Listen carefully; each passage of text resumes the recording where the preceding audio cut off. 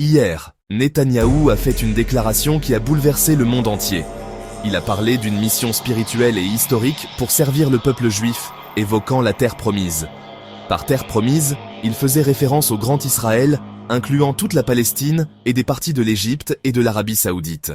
Cette idée remonte à Napoléon Bonaparte. Au XVIIIe siècle, la France cherchait à couper la route entre la Grande-Bretagne et l'Inde en occupant l'Égypte. Bonaparte comprit que l'Égypte unie au Levant formerait un empire plus dangereux pour l'Occident que l'Empire britannique lui-même. Il eut alors l'idée d'utiliser les Juifs comme alliés fonctionnels, publiant une proclamation prometteuse d'un foyer juif en Palestine. Plus tard, le ministre britannique Palmerston adopta cette idée. Il déclara qu'il fallait créer une patrie juive pour couper définitivement la route entre l'Égypte et le Levant. L'objectif était d'empêcher l'Égypte de retrouver sa grandeur historique en s'unissant avec la Syrie, comme l'avaient en fait Saladin et les grands pharaons. Dès l'occupation britannique de l'Égypte en 1882, le marathon de l'immigration et de la colonisation juive en Palestine commença immédiatement. Le mouvement sioniste se divisa en deux courants, les socialistes sionistes qui acceptaient Israël dans les frontières de la Palestine et la droite religieuse qui rêvait du Grand Israël. Le Grand Israël s'étendrait du Nil à l'Euphrate, incluant l'Égypte, la Syrie, la Jordanie, l'Irak et des parties de l'Arabie Saoudite et de l'Iran.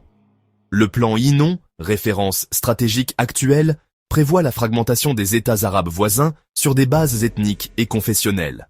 Il y a 40 ans, un jeune Netanyahou rencontra le plus grand rabbin de l'époque, qui lui prédit qu'il serait le dernier dirigeant d'Israël avant l'arrivée du Messie.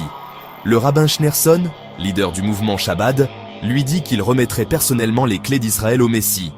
Cette prophétie a guidé toute sa carrière politique. Chaque décision, chaque guerre était vue comme une étape vers l'accomplissement de cette mission divine. Après avoir semblé mort cliniquement après 1973, le projet du Grand Israël ressurgit aujourd'hui avec le feu vert américain depuis le 7 octobre 2023. Israël frappe 6 pays, l'Iran, l'Irak, la Syrie, le Liban, le Yémen et la Palestine. L'armée syrienne est complètement détruite. Face à l'expansion russe et chinoise au Moyen-Orient, l'Occident réactive son ancien agent fonctionnel. Le Grand Israël n'est plus un rêve, mais une réalité en construction.